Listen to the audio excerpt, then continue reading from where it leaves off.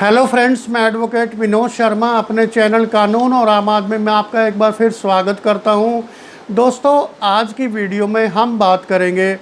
कि road accident के case में पुलिस की इन्वेस्टिगेशन कैसी होनी चाहिए, उसमें क्या क्या पॉइंट्स इंक्लूड होने चाहिए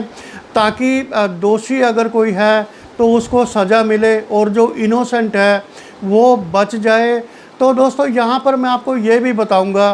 कि जब भी सेक्शन 279 लगती है तो उसमें रैश एंड नेग्लिजेंट ड्राइविंग का फैक्टर दिया जाता है, कारण दिया जाता है एक्सीडेंट का। और ये प्रूव करना जो है प्रोसिक्यूशन का काम है, पुलिस का काम है कि क्या वाकई में गाड़ी रैश और नेग्लिजेंट वे में चलाई जा रही थी और या केवल वो सिर्फ हाई स्पीड पर गाड़ी चल रही थी। तो दोस्तों, मैं केस के माध्यम से ये पूरी चीज़ें आपको बताऊंगा कि पुलिस की इन्वेस्टिगेशन में क्या क्या चीज़ें शामिल होनी चाहिए ताकि जब कोर्ट में केस जाए तो वहाँ पर यह स्पष्ट हो जाए कि आरोपी दोषी है या निर्दोष है और एक्सीडेंट की असली वजह क्या थी, किस वजह से एक्सीडेंट हुआ, उस टाइम गाड़ियों की डायरेक्शन क्या थी, ये सब जो है मैं इस वीडियो में आपके साथ डिस्कस करूंगा। तो दोस्तों, वीडियो शुरू करने से पहले मेरी आपसे हम्बल रिक्वेस्ट कि आप मेरे चैनल को सब्सक्राइब करें। अगर आपको वीडियो इन्फॉर्मेशन अच्छी लगे तो वीडियोस को लाइक और शेयर करना मत भूलें और बेल आइकॉन का बटन भी ज़रूर प्रेस करें ताकि जब भी मैं कोई नई वीडियो पोस्ट करूं उसका नोटिफिकेशन तुरंत आपके पास पहुंच जाए। तो दोस्तों, मैं केस के माध्यम से ये सब चीज़ें आपको बताऊंगा कि पुलिस की इन्वेस्टिगेशन में क्या क्या होना चाहिए, कौन कौन से उसमें इंग्रेडिएंट्स होने चाहिए। और ख़ास तौर पे जब रोड एक्सीडेंट का केस कन्विक्शन के बाद क्रिमिनल रिवीजन में जाता है हाई कोर्ट में, तो तब इन चीज़ों का जो महत्व है वो और भी बढ़ जाता है, क्योंकि ट्रायल कोर्ट में अक्सर जो है इन चीज़ों पर कई बार ध्यान नहीं जाता। और लेकिन जब हाई कोर्ट में ये क्रिमिनल रिवीजन पेश की जाती है तो वहाँ छोटी छोटी बातों को जो है मान्यूटली एग्ज़ामिन किया जाता है और तब किसी नतीजे पर पहुंच जाता है। तो दोस्तों, मैं क्रिमिनल रिवीजन की ही बात करूंगा जो 279(304) ए की है, यानी कि 304 ए में एक व्यक्ति की डेथ हो जाती है एक्सीडेंट में और उसमें 279 भी लगा था। और 279 में 3 महीने की सज़ा ट्रायल कोर्ट ने दी थी, 3 महीने की सज़ा और 500 रुपये का फ़ाइन, और in default of fine simple imprisonment of 15 days, यानी कि अगर फ़ाइन नहीं भरते हैं तो 15 दिन का सिंपल इम्प्रिजनमेंट और झेलना पड़ेगा। और 304 ए में रिगरस इम्प्रिजनमेंट ऑफ 1 ईयर, यानी कि 1 साल की कारावास, कठोर कारावास एंड फाइन ऑफ ₹2500, 2500 रुपये का साथ में फ़ाइन है। And in default of paying fine simple imprisonment for 2 months, और अगर फ़ाइन पे नहीं करते हैं तो 2 महीने की अतिरिक्त सज़ा अब भुगतनी पड़ेगी। और इस केस में जो आई विटनेस था, एक ही आई विटनेस था इसमें, जो कि हेड कांस्टेबल था, पुलिस का आदमी था, ऑफिशियल विटनेस था। और इसमें पेटिशनर ने अपनी कन्विक्शन के ख़िलाफ़ सेशन कोर्ट में अपील की, लेकिन वहाँ वो केस हार गया। उसके बाद ये मामला दिल्ली हाई कोर्ट में पहुँचा, क्योंकि ये केस दिल्ली का है, जहाँ पर एक ट्रक ड्राइवर की मोटरसाइकिल से जो है टक्कर हो गई थी और उसमें मोटरसाइकिलिस्ट था उसकी मृत्यु हो गई थी। तो इसमें यही फैक्टर सामने आया कि लापरवाही से गाड़ी चलाते हुए जो मोटरसाइकिलिस्ट की ट्रक ड्राइवर ने मृत्यु का कारण हुआ वो एक्सीडेंट। और इसमें जो मेन चीज़ है कि रैश और नेग्लिजेंट ड्राइविंग को फैक्टर माना गया। और लेकिन जब ये मामला जो है दिल्ली हाई कोर्ट में पहुंचा तो वहाँ पर बताया गया कि there is a difference between high speed and rash and negligent driving. मान लो अगर कोई जो है व्यक्ति स्पीड से जा रहा है, हाई स्पीड में जा रहा है, लेकिन वो रैश और नेग्लिजेंट ड्राइविंग नहीं है, कोर्ट इसको नहीं मानता कि वो जो है लापरवाही से या गफलत में वो व्यक्ति गाड़ी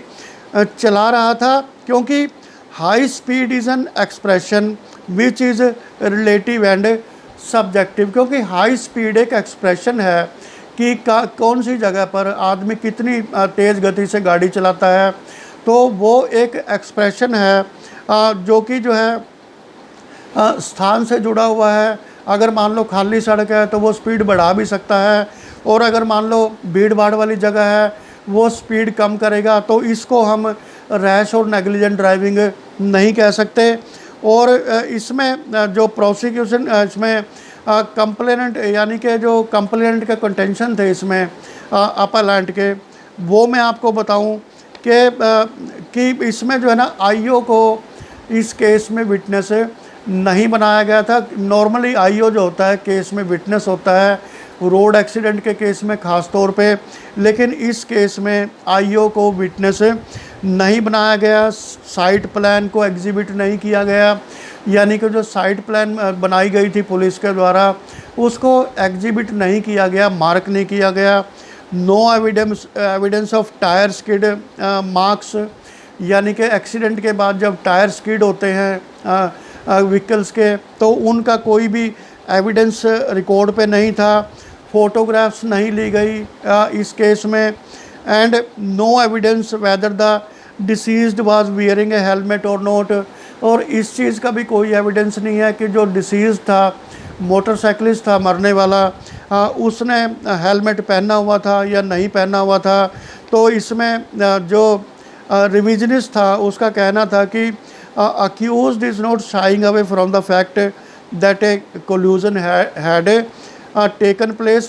कि इसमें कोई डिस्प्यूट नहीं है कि एक्सीडेंट तो हुआ है और जो है ट्रक का और मोटरसाइकिल का एक्सीडेंट हुआ है, ये चीज़ें डिस्प्यूटेड नहीं है। The accused did not attempt to flee from the place of incident, और जो अक्यूज था ट्रक ड्राइवर वो एक्सीडेंट के बाद मौके से भागने की उसने कोशिश नहीं की।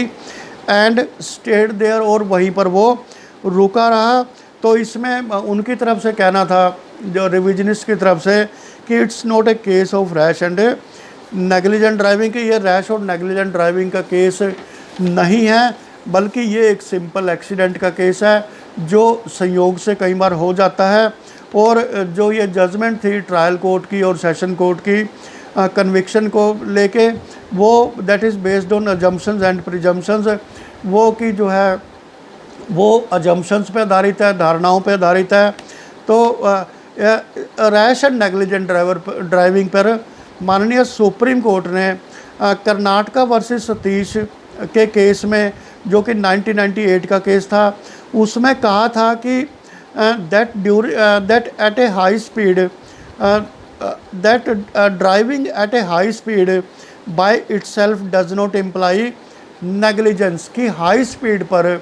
गाड़ी चलाना, व्हीकल चलाना, ये अपने आप में कोई नेग्लिजेंस नहीं है, लापरवाही नहीं है, और रैशनेस ना ही ये रैशनेस है, यानी कि गफलत से गाड़ी चलाना है ये। It has to be established by a fact. लेकिन अगर आप इसको साबित करना चाहते हैं हाई स्पीड को रैशनेस में और नेग्लिजेंस में, तब आपको उसका जो है प्रूफ देना पड़ेगा, एविडेंस देना पड़ेगा। तो इस केस में माननीय हाई कोर्ट ने जो ऑब्जर्वेशंस दी हैं वो मैं आपके साथ शेयर करता हूँ कि testimony of eye witness leads to ambiguities and doubts, कि इसमें जो हेड कांस्टेबल की जो टेस्टिमनी थी, जो केवल मात्र आई विटनेस थे इस केस में, उनकी जो टेस्टिमनी है वो एम्बिग्विटी से भरी हुई है और डाउट्स हैं, उसमें शक है, संदेह है कि इसमें हाई स्पीड को डिफ़ाइन नहीं किया गया है कि what is meant by high speed. High speed से क्या मतलब है, कितनी स्पीड पर गाड़ी थी, क्या वो जिगजैग वे में थी, या जो है उसके पैरामीटर्स क्या थे चलने के। And why the IO was not examined, IO को विटनेस क्यों नहीं बनाया गया, उसको एग्जामिनेशन उसकी क्यों नहीं की गई। And what was the direction of a motorcyclist, motorcyclist किस दिशा से आ रहा था, किस दिशा में जा रहा था, क्योंकि जो है साइट प्लान इसमें प्रॉपर